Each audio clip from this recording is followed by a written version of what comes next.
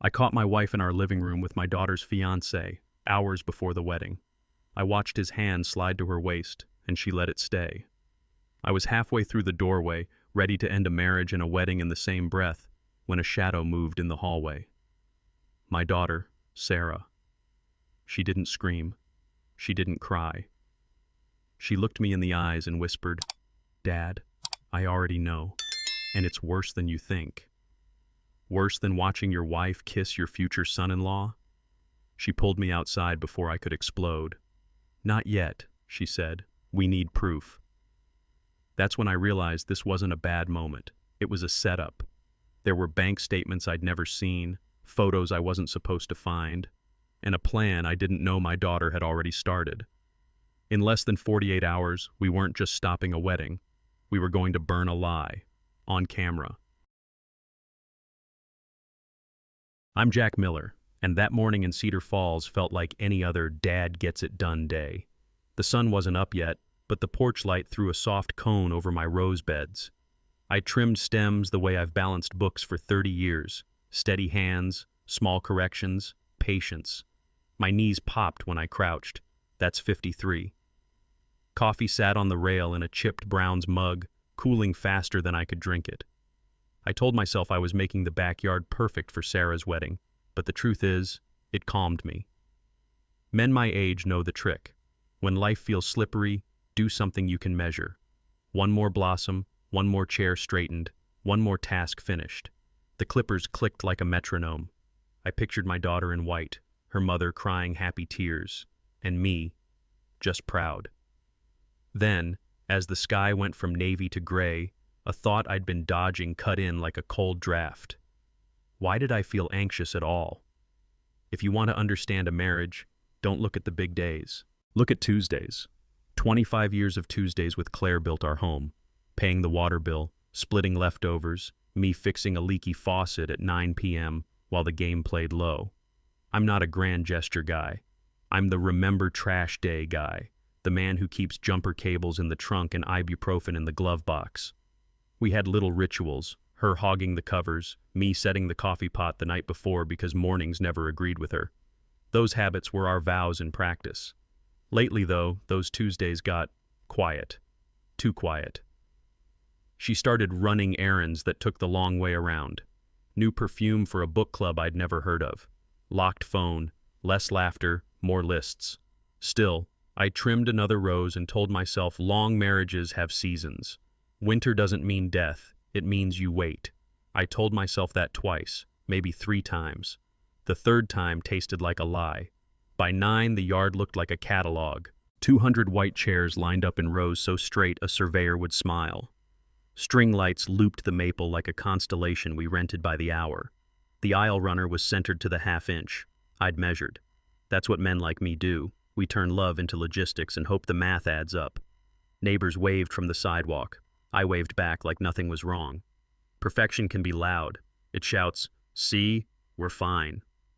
I kept fining things, wiping non-existent dust from tables, tightening stakes that didn't need it. The roses, God help me, looked incredible.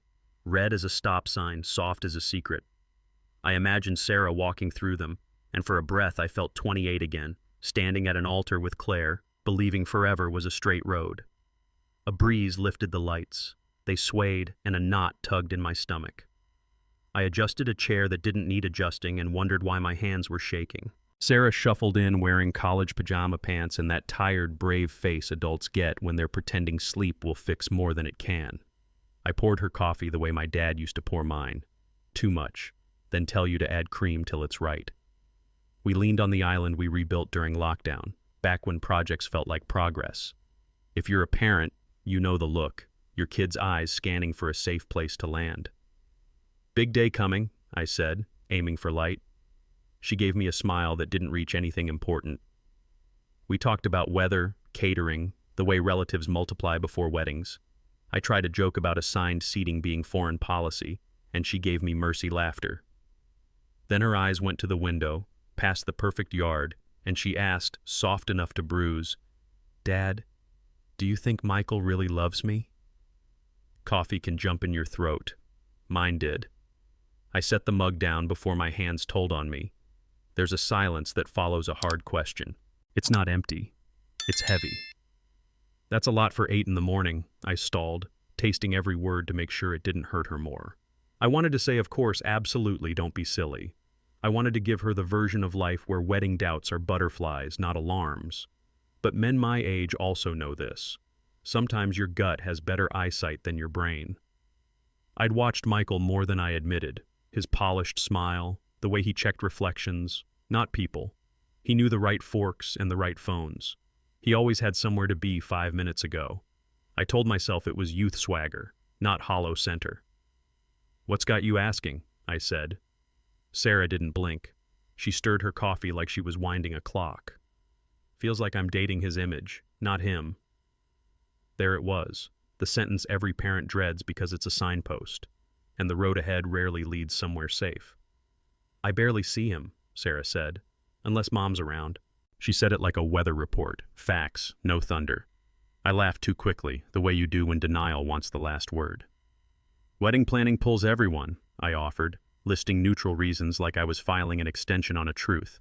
She shook her head. "He texts Mom more than me. They click." Click.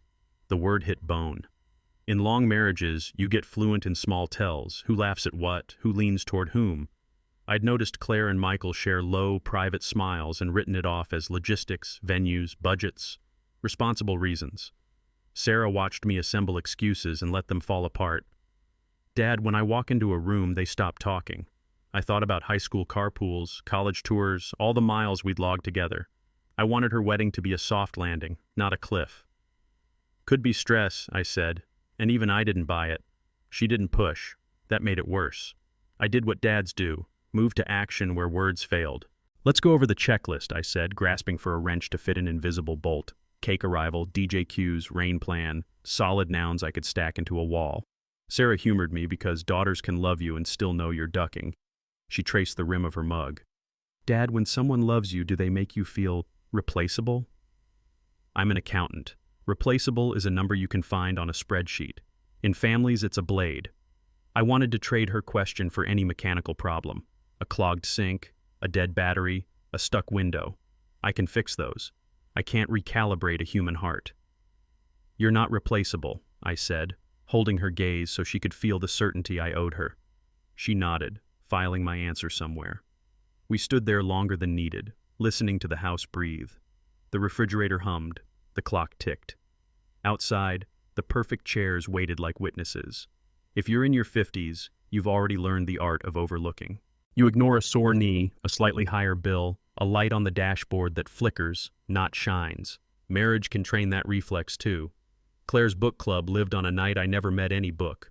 New perfume for a woman who used to roll eyes at Fiancé. A laugh I hadn't heard since '03 when Napa still meant us. I filed those notes under later and turned up the volume on duty. It's noble until it's not. Sarah scraped her spoon against ceramic, the sound too loud in a quiet kitchen. "Maybe I'm paranoid," she tried, offering me an exit. I grabbed it and set it down. "Paranoid keeps you alive," I said, surprising both of us. Her eyebrows lifted. That admission was me stepping over a line I'd drawn for years.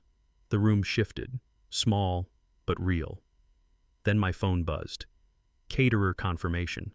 I clung to normal. Normal didn't cling back. We walked the yard like tourists in a museum of good intentions. I pointed out the arbor I'd sanded twice, the level bubble I'd chased in the heat. Sarah nodded, the way you nod at someone's childhood home. Respect, not joy. "It's beautiful," she said, and I heard the comma, "but I'm scared." I straightened a chair that didn't need it. "Beauty can't fix a bad plan," she added. And there it was, my daughter naming what I'd been sidestepping. I wanted to scoop her back to 8 years old, cut the world into simple shapes, right, wrong, dinner at 6. Instead, I handed her my father's advice. If something feels off, trust the feeling. Her shoulders loosened a fraction. "Thanks, Dad." We stood under the string lights, unlit in daylight, and for a second I saw the night ahead. Toasts, music, relief. Then the picture fuzzed. I caught a reflection in the patio door, me, holding a perfect yard like a shield. Shields break. People do too. Back inside, we pretended breakfast mattered. Scrambled eggs, toast, the ritual choreography of normal. Sarah watched the hallway like it might answer. "He used to ask me about my day," she said. "Now he asks about seating charts." I remembered being 28 and thinking confidence was the same as character. It isn't. Character is who you are when no one's logging it. "Do you want to marry him?" I asked, finally pushing the only button that counts. She thought longer than a bride should. "I want the life I thought I was getting," she said. That's an answer older folks understand. We don't chase perfect, we chase honest. I started to say we could call the whole thing off, eat deposits, face the gossip. Before I got there, Sarah's eyes flicked to the window again. A sound crawled up the driveway, smooth and expensive. The kind of engine that purrs like it's proud of itself. She didn't move. Neither did I. Hope took a step back. His car slid into our drive like it owned the pavement. Silver BMW, waxed to a mirror, Ohio plates that said, "I make payments." Michael Patterson climbed out in designer casual, phone already in hand, hair cemented against the wind. He wasn't supposed to be here for hours. My throat tightened in that familiar middle-aged way. No drama, just pressure. Sarah didn't gasp. That told me everything. She set her mug down with care, like Loud would tip the day. I watched through glass as Claire, somehow ready too fast, all makeup and bright, opened the door before he knocked. Her smile had history in it, not with me. After 25 years, you can read your spouse's face the way you read a bank statement. Credits, debits, missing funds. "Dad," Sarah said, and her voice was steady in a way that made me afraid. The porch light blinked off. The morning was fully here. He stepped inside our house. The latch clicked. Somewhere between click and breath, a line snapped. From the kitchen window, I caught Claire in our hallway mirror, dabbing lipstick she hasn't worn for me in years. She smoothed her dress, checked the angle of her smile, then checked it again. If you've been married long enough, you know the difference between ready for company and ready for someone. This was the second one.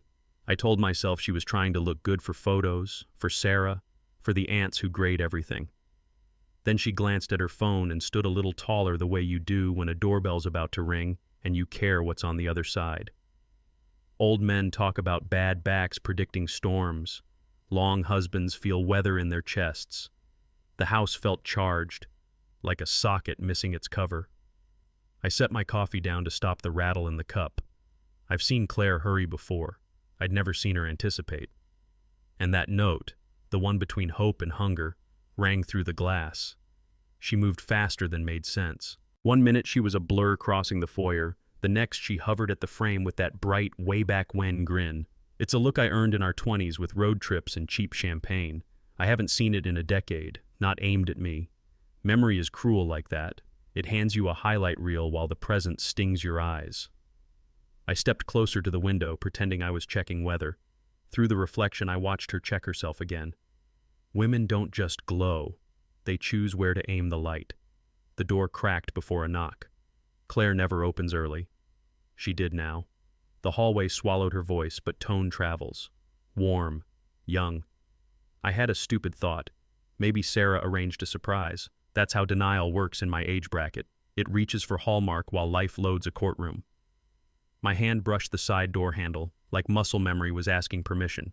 I slipped out the side, the way you do when you don't want to make a scene, and I let the screen door kiss shut. The hydrangeas, Claire's pride, offered cover, big blue heads bobbing like alibis. Men at 53 shouldn't crouch. My knees filed a complaint. I ignored it. There's a point where you stop being a husband and start being a witness. I was trying to find that line without falling over it. Phone in my hand, not recording yet, because pushing red means your life splits into before and after. The living room shades were half drawn, enough for a ribbon of view. Inside, footsteps approached, 2 sets, syncopated. I told myself this was crazy, that I was a grown man hiding in bushes I'd mulched last spring. Then a shadow crossed the glass, tall, confident, the kind of walk you get from mirrors and attention. If you've ever bent to tie your shoe just to buy time, you know that feeling. I wasn't stalling, I was bracing. I must have looked ridiculous. Cargo shorts, grass-stained sneakers, the accountant version of undercover. A mosquito whined near my ear. I waved it off and nearly toppled into the hydrangea, which would have made a great viral clip titled "Dad Fails at Spying." There's black comedy in middle age. You can hold a mortgage steady and still lose your balance in a shrub. Through the slit of shade, I caught a sliver of Claire's dress, then the sleeve of a polo I didn't own. Michael liked polos with tiny logos even he couldn't explain. My phone vibrated, calendar alert about chair delivery, and I thumbed it silent like I was muting a conscience. Voices landed in pieces. Her laugh pitched softer, his pitched lower, that private register people use when they've already agreed to something. I anchored my heels into mulch. You don't pray for proof, you pray for relief. Relief didn't come. The room shifted again, bodies closer, close enough that air has to move around them. He stepped into the window's ribbon first, jaw tight, hair lacquered against the truth. Claire followed, angling toward him until the space between them was one heartbeat wide. If you've ever watched two magnets find each other, you know that small shiver before they snap. That's what it looked like. Inevitable. He said something that pulled a smile out of her, not the polite kind she uses at church, but the old kind, the kind that used to be ours. My fingers pinched the phone so hard the case creaked. I didn't raise it. Not yet. Some part of me still hoped I was misreading body language like a bad movie extra. Then he laughed without showing teeth, his tell, and she reached for his sleeve, the way a woman steadies herself when she's about to do exactly what she came to do. I swallowed something sharp. The hydrangea leaves trembled, and it wasn't the breeze. I was shaking, a grown man rattling like a cheap ladder. His hand settled on her waist and stayed. Not a greeting, a claim. If you've worn a wedding ring long enough, you know the choreography of intimacy. This was practiced. Claire didn't flinch. She leaned, barely, but enough to convert doubt into math. I heard the house clock through the glass, ticking like a countdown no one else could hear. The first marriage vow isn't love. It's notice. You notice where your spouse is in a room, who they look for, what they protect. In one motion, I noticed everything I'd tried not to. My tongue tasted metal. My legs primed to stand, to storm, to make a scene their grandchildren would talk about. But my daughter's face flashed in my head, 8 years old with skinned knees asking if the world was fair. I held because I needed the truth complete. No angles, no loopholes, no maybe. The hand didn't move. Neither did I. Sometimes the longest minute is the one that unmakes you. They kissed. Not the kind you trip into, the kind you plan. Shoulders softened, noses knew where to go, mouths met like they'd practiced in borrowed hours. I waited for the cinematic flinch, for Claire to remember the room she was in. She didn't. My lungs forgot their job. There are moments in life you can't unsee, and they don't just rewrite the present, they edit the past. Birthdays, vacations, Sundays on the couch shift in the frame. An honest man counts what's there. A betrayed man counts what's missing. I counted fast. 25 years of a story that just changed genres without telling me. I lifted the phone halfway, then lowered it. Recording felt like surrender, and I wasn't ready to surrender yet. I wanted to look it in the face with my own eyes, no screen between us. The clock ticked again, a metronome for the end of pretending. I braced my hands in the mulch and thought, now I go. I shifted to stand, already rehearsing the words no father should say in his living room, when a flicker upstairs froze me. Second floor hallway, curtain breathing. Sarah. Her hair was pulled up like she'd been trying to sleep and couldn't. She didn't cover her mouth, she didn't stumble. She looked down on them the way a lifeguard watches a closed pool, not surprised, just waiting for the rule to be enforced. Our eyes met across the yard, a frame inside a frame, me in the shrubs, her behind glass. That's when the anger rethreaded itself into something steadier. Rage is loud, resolve is quiet. Sarah slid away from the window without waving. A second later, the hallway light clicked off. She wasn't going to scream, she was going to move. The house swallowed the kiss, the clock, the voices. All I could hear was my breath and the soft complaint of my knees reminding me I was about to stand into a different life. The side gate squeaked, my bad hinge, and Sarah slipped through, barefoot in pajama pants, jaw set in a way I hadn't seen since she taught herself to parallel park. She didn't touch me at first. She looked at the window, then at the ground, then at me, calibrating a father she's known her whole life against a minute that changed him. "Dad," she said, keeping her voice from echoing. "Not yet. Please." The word please knocked the wind out of me harder than anything I'd watched inside. "I can't let," I started, and she took my wrist the way you grab someone stepping into traffic. "Not like this," she said. "If you've raised a strong kid, you know the moment they steady you. It humbles you and saves you at the same time." The hydrangea brushed her calf. I realized I'd dragged my daughter to the edge of an explosion, and she was the one diffusing it. "Trust me," she added. I realized I already was. We moved along the fence line to the backyard, the roses criminally beautiful, like the set designer hadn't gotten the memo. Sarah didn't let go until the house was a picture, not a threat. "I know," she said before I asked. "I've known. Men my age repeat questions we already understand to buy time, but she didn't let me." "Weeks," she clarified. The word weeks hit like a brick thrown gently. "Why didn't you tell me?" I hated how small I sounded. She looked older than 23. Betrayal does that. "Because you'd confront," she said, "and they'd cry, apologize, spin, and we'd end up the crazy ones without proof." Somewhere a neighbor started a mower. Normal life revved like it was mocking us. I leaned against the shed, the wood hot, my breath finally finding a rhythm.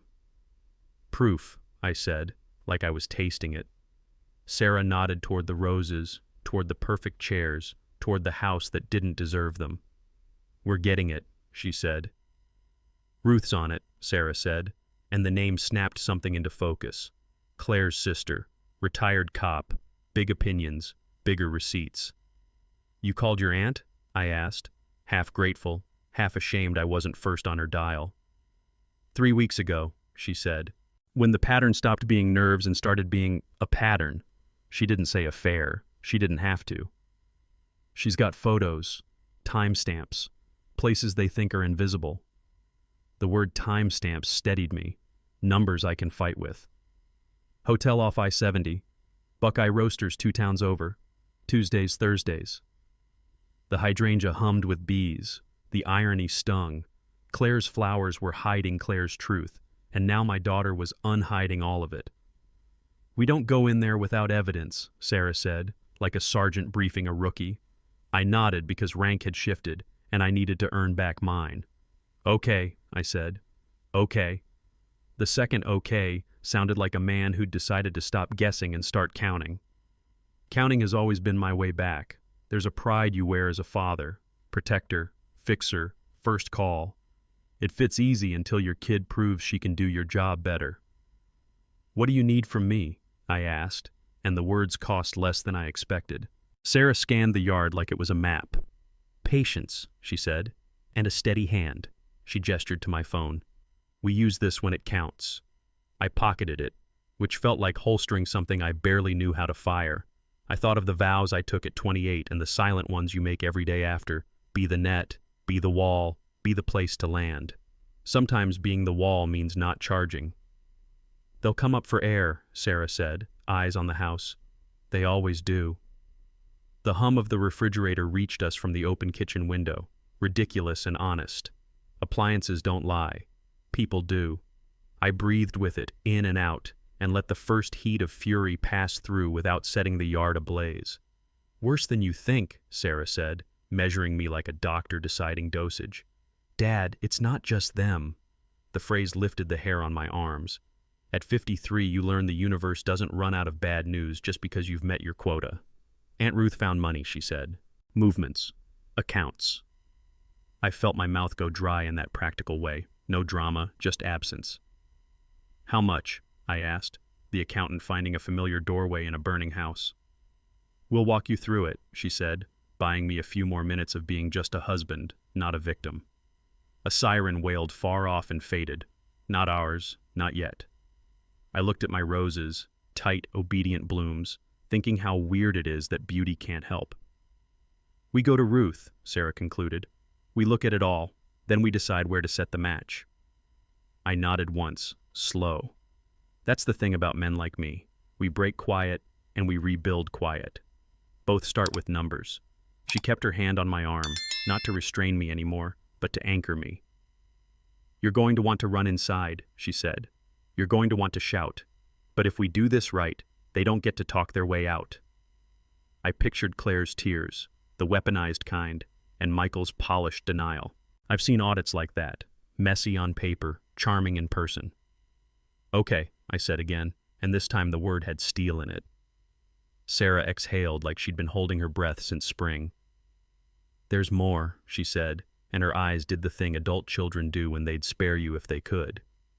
"It touches everything. Savings, your 401k, my college fund." My chest tightened, a slow vice rather than a punch. "We'll see it at Ruth's," she promised. The hydrangea leaves rasped in the breeze. From inside, the house laughed, two people sharing a joke I paid for. Sarah squared her shoulders. "And Dad, it's worse than you think." We drove to Ruth Carter's place, a low ranch off Maple Creek Road with a flag that's seen winters. Ruth is Claire's older sister, retired Columbus PD, the kind of woman who keeps jumper cables and a moral compass in the same trunk. She opened the door before I knocked. "You look like hell," she said, then hugged Sarah like a shield. Her dining room was a command post, laptops, folders, a corkboard with string doing geometry across our lives. "I've done audits. This was an autopsy." 3 weeks, Ruth said, tapping a folder. "I followed patterns, not people. People lie. Patterns don't." She slid me a legal pad and a bottle of water. "You'll need both. If you're over 50, you measure truth by how much it dries your mouth." Mine was dust. I sat, bracing for the storm everyone else seemed already soaked by. Ruth clicked a remote. The TV lit up with our house and someone else's camera. "Let's start with Tuesday mornings," she said. Ruth ran the tape like a coach breaking down film. "Tuesdays, Thursdays," she said, pointing to timestamps. "Buckeye Roasters in Newark County, same corner table, same handhold." The video wasn't scandalous. It was worse. It was routine. Claire leaned in, Michael leaned back, the choreography of two people who'd found a rhythm in other people's time. "They leave separately," Ruth added, "but they don't end separately." Next clip. The Interstate Inn off I-70. Door numbers in frame because details put nails in lies.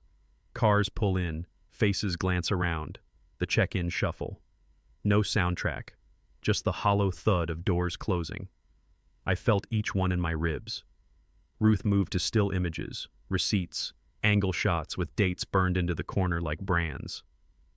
"Before you say maybe it's innocent," she said kindly, "note the room keys, the stays longer than coffee, the Thursdays when Claire told you book club ran late." The word book found my throat and stuck there. Sarah slid me a tissue. I hadn't noticed I needed one. "Here's the part where it stops being gossip," Ruth said, sliding over a manila folder that weighed more than paper. Inside, bank statements highlighted with the caution of a bomb tech. "This is your joint savings," she said, tapping a line. "Small withdrawals at first, 200, 500, months apart, then bigger, regular. Every good thief understands thresholds." She turned to a printout of text logs. Michael's cloud had been generous. "He's careless," she said, "but her pattern is careful." I recognized Claire's cadence in messages that never used names, only initials, hotels as drops, coffee as check-ins. I thought of the way she labeled spice jars at home, neat and straight. I used to admire that. "We'll pace this," Ruth offered, reading my face. "But we can't soft-pedal facts. Patterns are kind until they aren't." She flipped to a calendar overlay. Their meetings mapped on top of our life. Doctor appointments, errands, tasting menus. It's funny what you can schedule when you borrow someone else's trust. "Let's talk accounts," Ruth said, and for the first time that day, I felt on home turf. Numbers don't flirt. "Your savings should hold around 80,000, she continued. "It holds 3,247. She let the number sit, like a doctor letting you hear the diagnosis in your own ears. I reached for my pen and found my hand shaking. Transfers to a secondary account in Claire's name, then dispersed. Amounts timed to avoid alerts. It was a clean siphon, smart enough to skate under my daily habits, bold enough to bleed us out. I checked your bank's thresholds, Ruth added. She learned where the alarms live. The room went a little sideways, the way it does when you stand too fast. I gripped the table's edge to steady the present. We'll get to retirement next, Ruth warned. Sarah squeezed my shoulder like a life jacket. People think the heart breaks loudly. Sometimes it's a soft click, like a lock you didn't know was turning. Ruth laid out loan documents that carried my name in handwriting I recognized until I didn't. 50,000 here, 75 there, she said. Maxed by policy, good for emergencies, better for thieves. The signatures looked like mine the way a forged smile looks like joy. Payments made from joint funds, Ruth continued, which masks default and keeps notices quiet. My 401k should have been a boat you name after hope, steady, boring, there when weather turns. Ruth's spreadsheet said otherwise, value shaved down to a number that didn't match 30 years of brown bag lunches and skipped vacations. Ballpark, 380, she said. The room swam. Sit, Sarah urged, guiding me back like I was the kid now. I laughed once, bad timing, the way men do when pride and pain collide. It's not just theft, Ruth said gently. It's strategy. She used the parts of you that are good, trust, routine, faithfulness, to build a cover. I stared at my name on a line someone else had drawn. College fund, Ruth said, and I wanted to stand between the paper and my daughter like I could block it. We started that account with her first onesie, $20 here, 50 there, a tax return bump now and then. It wasn't just money, it was promises. Ruth flipped to the ledger. Drained over 3 years. Final withdrawal, 32,000, 6 months ago. I watched Sarah's jaw set in that quiet, proud way she gets from her grandmother. She didn't cry. She cataloged. Older adults know this. We grieve by inventory. I pictured Saturdays we spent at open houses we couldn't afford, dreaming out loud. I'm sorry, I said to my kid, and the words tasted like pennies. Not your fault, she answered, which somehow made it worse. Ruth slid a photo across the table.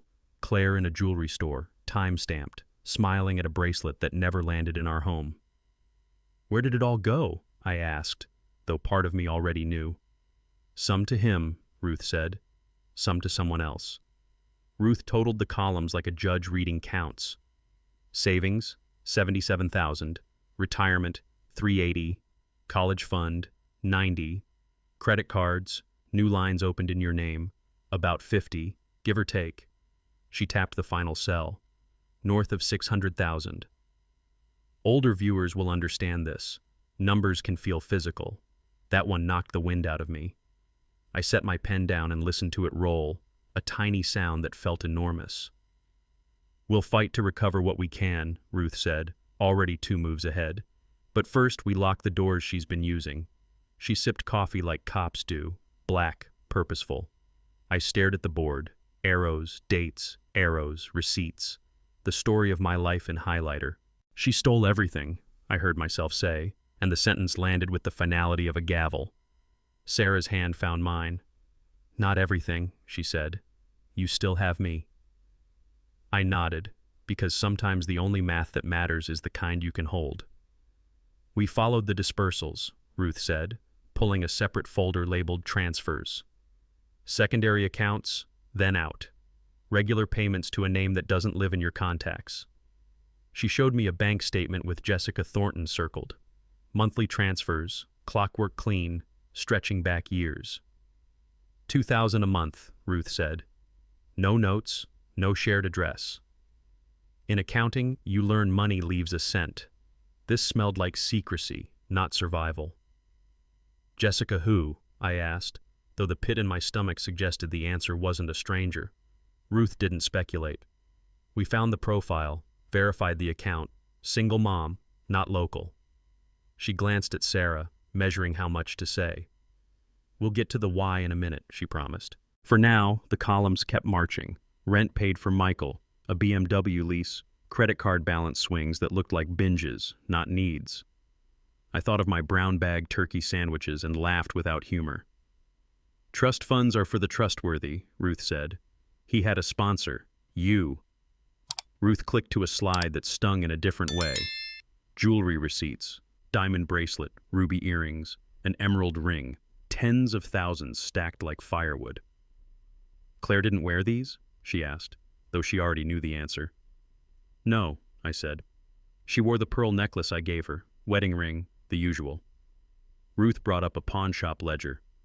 Michael did, she said. Sold them. Half value on a good day. Cash out clean.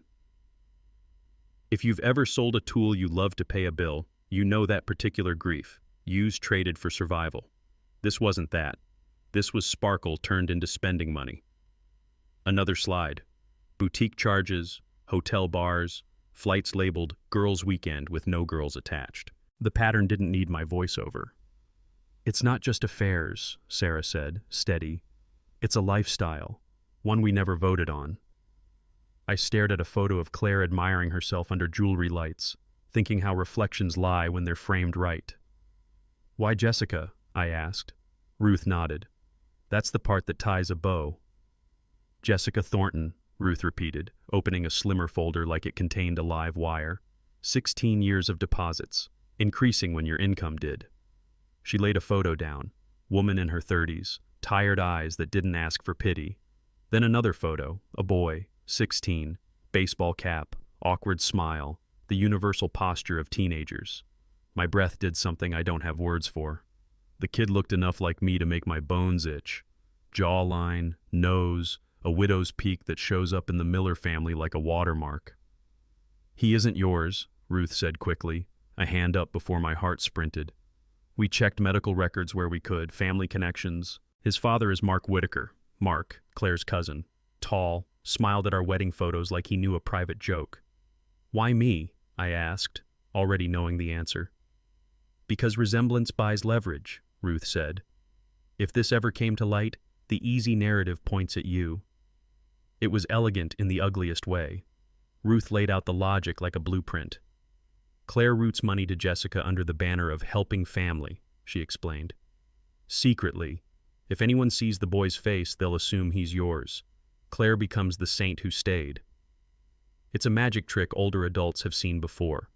Misdirection. You look where the guilt is easiest, not truest. The brilliance made me sick. She kept an exit ramp in her pocket, I said, hearing the gravel in my voice. If I caught her, she could flip the script. Sarah nodded, jaw tight. Mom's good at stories, she said, a daughter grading her mother's best subject. This time we tell ours first. Ruth slid over a printed timeline, when transfers spiked, when hotels lined up, when my accounts took the hits. The dates locked together like teeth. I felt something unclench, not comfort, but clarity. If grief is fog, facts are a lighthouse. They don't warm you, they keep you off the rocks. I asked the question every grown man asks when the bottom drops out. What do we do? Ruth didn't flinch. Freeze access. Document everything. Serve papers timed with public proof. And Jack, breathe. She'd already drafted motions, contacted a detective she trusts, and built a website to host the evidence with watermarks and logs. We don't need a courtroom to start telling the truth, she said. I thought of church friends, neighbors, clients, people who saw our backyard and believed the brochure. They'll know, I said, not sure if that was a fear or a goal. They should, Sarah answered. Silence is where this grew. Older adults will get this. Sometimes the bravest thing isn't swinging. It's standing still long enough to aim. Ruth handed me a list. Accounts to call, passwords to change, a credit freeze checklist that read like triage. I nodded. Action is anesthesia. There's one more thing, Sarah said, careful with the words like they were glass. My stomach felt the drop before my brain did.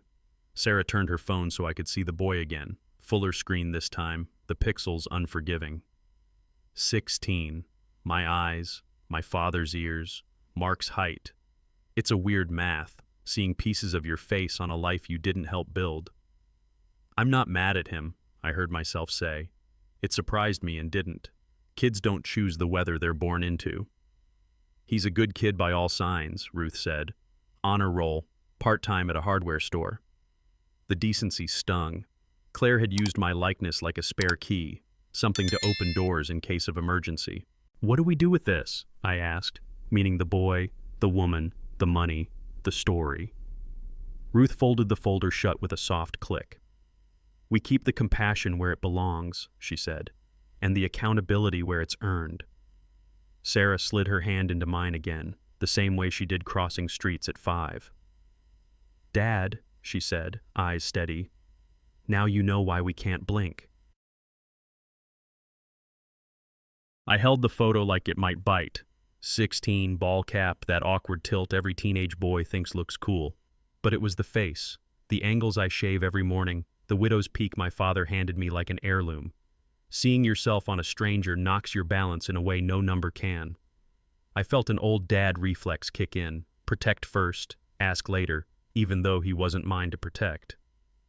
"He looks like me," I said, like I was testifying. Ruth nodded.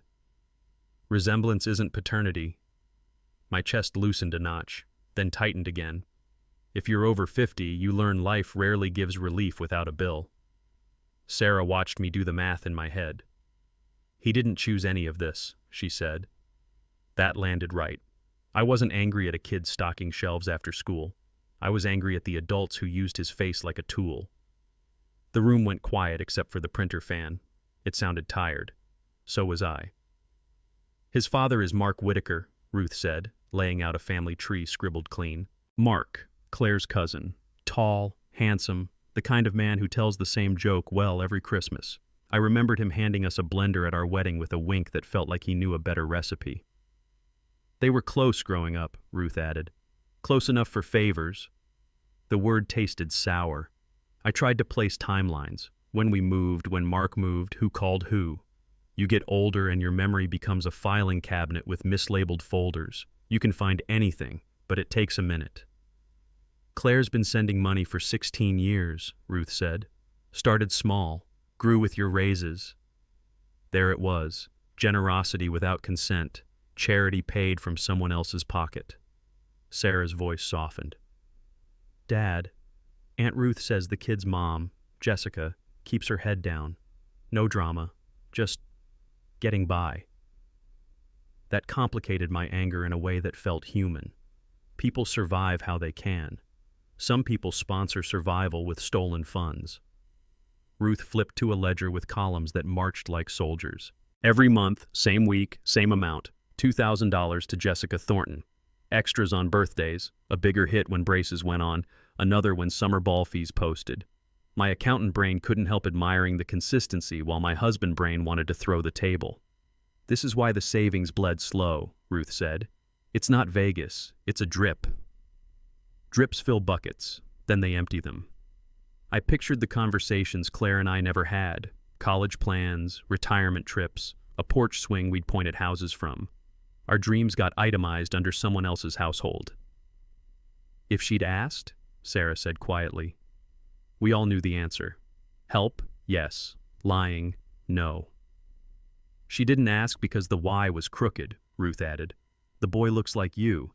Secrecy wasn't about kindness. It was about leverage." My stomach nodded. I've done risk assessments my whole career. I'd never considered a risk like my own face. Ruth walked me through the story Claire built. If the money trail surfaced, or the affair did, or both, she had a glass case marked "break in emergency." Inside that case, a blonde teenager who could pass for my son in bad lighting. "She paints herself the saint who stayed with a cheater," Ruth said. "You're the one with a secret family. She forgives you publicly, controls the narrative privately." It was elegant, which made it monstrous. People our age have seen reputations collapse in a weekend. Truth doesn't always survive the first headline. "She would have survived the blast," I said, hearing the bitterness scrape. "I'd be the crater." Sarah's jaw set. "Not this time." I looked at my daughter, steady, grown, not asking for permission. The plan clicked in my mind like a safe opening. We needed sunlight and witnesses, facts that talk louder than tears. I've built guardrails my whole life with policy and spreadsheets. This time, the guardrail would be a room full of people. Revelations don't just stain the future, they bleach the past. I rewound vacations, holidays, dumb weeknights, looking for a frame where Claire tested the glass. Did she nudge me toward autopay because it saved time, or because it hid transfers? Did she plan book club on Thursdays because it fit her schedule, or Michael's? Middle age teaches you to forgive small forgettings. This wasn't small. This was architecture. I thought about vows beyond the ceremony, the Tuesday ones, the 1,000 tiny keepings that make a life. Trust is a quiet thing. You notice it most when the room goes silent.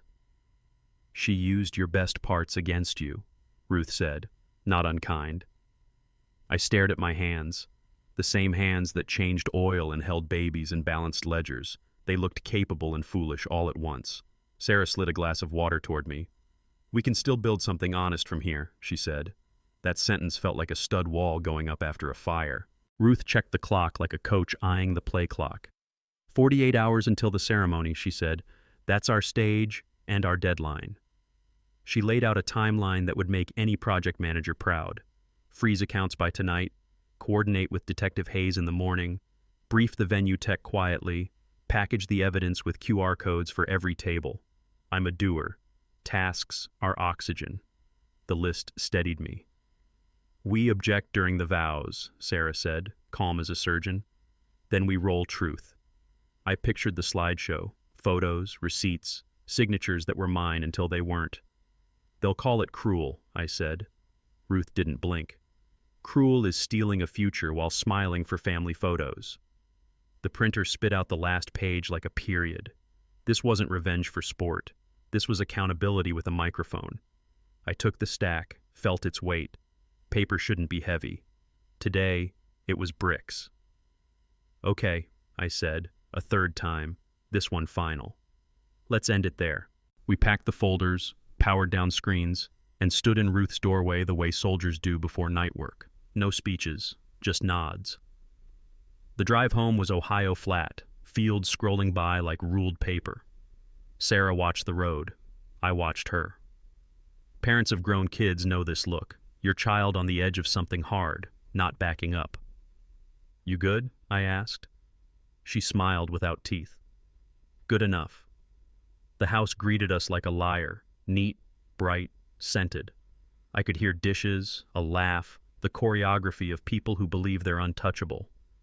I thought about breaking the plan, about walking in and flipping the table, the way younger me might have. Then I looked at the clock and chose discipline over heat. Older men will understand. Sometimes strength is staying seated. Sarah squeezed my arm once, then let go. "Tomorrow," she said. I nodded, turned off the porch light, and let the dark be honest for a change. We had truth. We had time. And we had a match. Ruth's dining room became a war room overnight. She cleared the lace runner and covered the table with laptops, folders, and a corkboard crisscrossed with red string like a highway map of our mistakes. I've done year-end audits. This felt like a pre-flight checklist before a storm. Sarah labeled evidence like a paralegal. Photos, timestamps, money, lies. Each pile a wound with a name. I made coffee that tasted like resolve.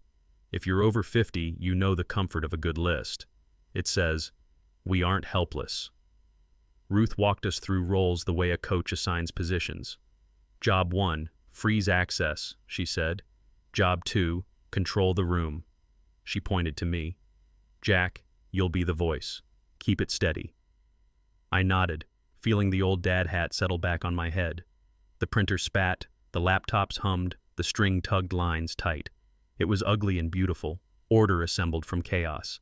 And for the first time since the hydrangeas, I felt the floor stop moving. We debated privacy like decent people do. Knock on a door, handle it in the family. Problem is, secrets are fertilizer. They make weeds. "If we keep it private," Sarah said, "Mom performs. Michael denies. We walk out looking unstable." She wasn't wrong. I've watched clients lose the narrative by whispering when the truth required a mic. Ruth tapped the board. "We need witnesses," she said. "Phones, eyes, ears. A crowd is a lie detector." It sounded harsh until I pictured the alternate ending. Years of he said, she said at church, barbecues, the grocery aisle. Older adults will get this. You don't out-argue a practiced manipulator, you outshine them with daylight. The wedding offered both audience and irony. Claire wanted a show. She'd get one, just not the kind she directed. I looked at my tux bag hanging on Ruth's closet door and realized the costume still fit, even if the script had changed. Okay, I said. We let the truth stand up with us. We rehearsed the moment like a scene. Pastor Dave asks, if anyone knows a reason, and I stand. Not shaky, not shouting, steady, clear. Think Little League dad meeting school board calm. State the reason, then cede the floor to evidence, Ruth coached. No speeches. The facts are the speech. Sarah timed my lines with a second hand like we were baking bread. 30 seconds to hold attention, she said. Then the screen lights. I practiced in the hallway mirror, tie loosened, voice low.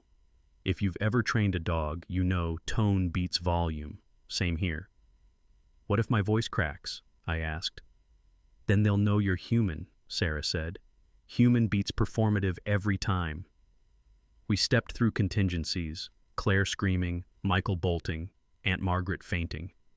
My job in each version, stand my ground and point to the truth. I wrote one line on a card and slipped it in my jacket.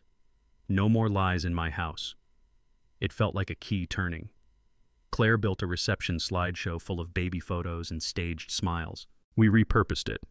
Ruth captured the venue's AV schedule from an email thread and drafted a last-minute tribute file with a familiar name. Final PPTX. No hacking movies, just planning. We swap the USB when the room sits down, she said. Techs are creatures of habit. We make the habit work for us. Sarah curated the sequence. Start soft, family shots, then pivot hard to truth. The first reveal would be Claire and Michael at Buckeye Roasters, timestamp crisp, then hotel doors, bank transfers, forged signatures. If you've ever told a tough story, you know pacing is mercy. We built ours to remove wiggle room. Every slide answers their next excuse, Ruth said.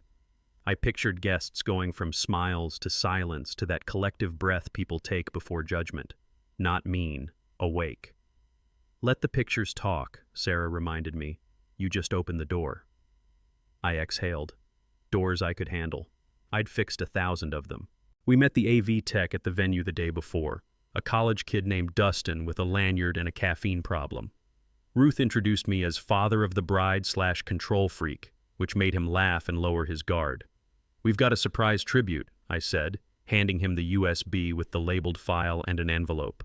Older folks, here's the truth. 20-year-olds don't expect cash, so when they get it, they remember you. Keep it cued, I'll signal, I told him. Dustin nodded like he was joining a heist in a movie he'd stream later. No one else touches it, Ruth added, a mom even when she's being a cop. He promised. Was it a bribe? Call it insurance. We weren't buying a lie. We were renting certainty. As we walked out, Sarah squeezed my elbow. You just tipped a kid to protect our reality, she said. Welcome to modern justice. I smiled despite myself. Sometimes the right thing costs $200. We printed table packets, plain covers, bold titles, evidence summary. Inside, a one-page timeline, 3 key receipts, and a QR code to a locked site Ruth built with watermarked files. People will question what they can't keep, she said. Give them something to take home. Each packet had a note at the bottom in my voice. If you have questions, ask me. I'm done hiding. It felt like standing on a porch and shouting my own name, which is scary until it's not. Sarah stacked the packets in a banker's box, the kind I'd used for decades to carry taxes and small businesses through April. The symmetry wasn't lost on me. We also prepped a single page for Pastor Dave, so he wouldn't faint. Not the gory details, just enough to keep him from trying to smooth over a fire. We go high, but we go firm, Ruth said, sealing the box with a strip of tape that sounded like a line being drawn. Ruth called Detective Hayes from the kitchen, speaker on so everyone stayed honest. We'll be present, he said, voice steady, no drama. If the financial files check, we take Michael on embezzlement and fraud. I pictured handcuffs against a tuxedo and felt bad for a second like any decent person would. Then the second passed. What about Claire? I asked. Marital accounts complicate, he said, but forged retirement loans don't. We'll advise the DA. He promised to keep it quiet. Plain clothes, unmarked cars, a nod when it was time. Bringing police to a wedding isn't on any planning website, but if you're over 50, you've learned to make room for the unthinkable. Sarah texted our process server, a woman named Lenora, who sounded like she'd served papers at ball games and baby showers. Standing by, Lenora replied, heartless and helpful at once. We scheduled account freezes for dawn. It felt like boarding up windows before a hurricane. Not panic, preparation. The kind that saves what's worth saving. We ran the sequence one more time in Ruth's living room. Dust in queue, my objection, lights dim, slides roll, Sarah's line, police step, Lenora steps, packets down. We even practiced pauses, because silence is where meaning lands. I ironed my shirt like it mattered, because it did. Presentation isn't vanity, it's respect for the moment. Sarah coached my breaths, in on the question, out on the fact. It sounded silly until it didn't. We role-played Claire crying, Michael swaggering, Aunt Margaret collapsing onto a fainting couch she didn't own. Each time I brought my eyes back to Sarah's face. That was the point. Not punishment. Protection. Dad, you don't have to be a hero, she said. Just be who you've been my whole life. Steady. Older adults know that word. It carries roofs through winters and families through bad news. We packed the projector remote, a spare USB, backup printouts. Redundancy is faith with receipts. When we finished, no one clapped. We didn't need to. We were ready. The morning arrived soft and mean, blue sky like a postcard, air clean enough to lie. I tied my tie twice, then left it slightly imperfect on purpose. Perfect had gotten us here. Sarah stood in her dress, warrior in white, eyes clear. We drove in quiet, past yards that didn't know our story, to Cedar Falls Community Church where ushers smiled and phones hovered. Dustin gave me a tiny nod from the tech table. The detective sat like an uncle near the aisle. Lenora blended in with the aunts. Ruth took her place in the back, floral dress, steel spine. Pastor Dave shuffled his notes with the innocence of a man about to host a trial by sunlight. I touched the card in my pocket. No more lies in my house, and felt my pulse settle into a beat I could stand on. The music started. Guests rose. Sarah walked, alone by choice. At the end of the aisle, she looked at me and didn't blink. Saturday, I whispered. 2 p.m. Pastor Dave reached the line everyone forgets until they don't. If anyone here knows a reason, chairs creaked. I stood. The sound carried like a dropped wrench in a quiet garage. 200 heads turned, phones half raised out of habit. Claire snapped up from the front row, face fixed in that mix of fury and fear only long marriages recognize. "Sit down," she hissed, the way you talk to a dog who doesn't belong on the couch. My voice surprised me, steady, not loud. "No, Claire, you've embarrassed Sarah long enough." A murmur ran through the rows like wind in wheat. Pastor Dave froze mid-page. Michael shifted on his heels, eyes hunting exits. Weddings are choreography. This broke the music. I took one breath, like Sarah taught me, in on the question, out on the fact. "We won't pretend today," I said, turning toward the tech table. Dustin caught the cue. The house lights eased. Somewhere someone whispered, "Oh no," and for once it wasn't about the weather. The screen bloomed with a baby photo of Sarah holding a sparkler, soft open, then the pivot. Buckeye roasters, corner table, timestamp crisp as a receipt. Claire and Michael leaning close, his hand on her thigh under the table. Gasps sound the same in every zip code. Slide. Interstate in, door numbers clear, dates that matched book club nights. Slide. Bank transfers, yellow highlights marching neat as soldiers. Slide. My signature on a loan I never signed, circled in red the way teachers grade real mistakes. I didn't narrate. I didn't need to. Phones rose as if saluting. You could feel the room swing from confusion to comprehension. Claire stood, then sat, then stood again, choosing which mask to wear and finding none that fit. Michael smiled that no-teeth smile, then lost it. Pastor Dave lowered his booklet like a flag. I pointed to the bottom of the slide. Evidence packets at your tables. QR code for the full file. Truth had handouts. The room adjusted to it. Sarah stepped forward in her dress like a verdict wrapped in white. She didn't look at Michael or Claire first. She looked at the guests, the aunts who gossip kindly, the neighbors who wave, the clients who trust me with April. "This is who they really are," she said, voice clear enough to ring off stained glass. 8 months of an affair, 16 years of stolen money, my father's retirement, my college fund, our family's trust. She didn't shake. Neither did I. People our age know the power of a calm complaint. It's harder to dodge. Claire tried tears. Michael tried charm. Neither played. From the side aisle, Detective Hayes stood, jacket open, badge at the belt. "Michael Patterson," he said, stepping in. "You're under arrest for embezzlement and fraud." Michael flinched, then twitched like he'd rabbit for the door. Hayes was faster. The cuffs clicked. Somewhere, Aunt Margaret finally earned her fainting couch. 100 cameras caught the moment justice stopped being an idea and became a picture. Chaos has a shape. Whispers up front, laughter in back, that one uncle narrating like sports radio. Lenora threaded through it all calm as a librarian, envelope in hand. Claire tried to bolt, heels, gravel, panic, then slipped, catching herself on a chair that dragged loud across stone. Lenora met her, palm out. "Claire Miller," she said, as if confirming a delivery. "You've been served." Papers touched fingers. Masks fell off. Claire's cry turned raw, not strategic. I didn't gloat. I didn't move. Sometimes the fairest thing you can do is stand still and let the truth finish its work. Guests opened packets, scanning timelines with the same focus they use on restaurant menus and tax bills. Facts translate. Pastor Dave whispered a prayer I couldn't hear. Ruth rested a hand on my shoulder, solid as a post. And Sarah, my kid, looked at me across the aisle. Not a smile, not a sob.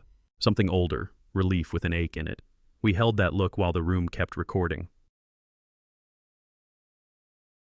1 year later, I'm back in the garden, knees in the dirt, pruning new growth that didn't exist when my life cracked. The trellis is rebuilt. So am I. Claire lives across town with lawyers in silence. Michael is 18 months into a 3-year sentence, learning that time keeps better books than he did. Sarah wears a grad school badge and a steadier smile. Ruth turned her dining room war room into a mic.